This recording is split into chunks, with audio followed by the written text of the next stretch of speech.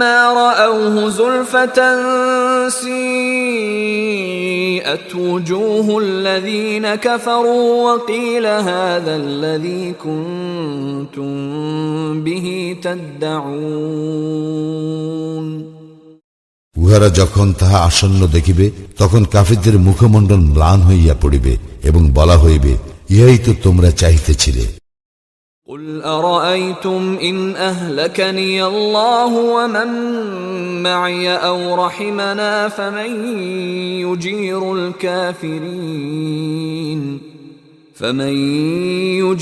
الكافرين من عذاب أليم।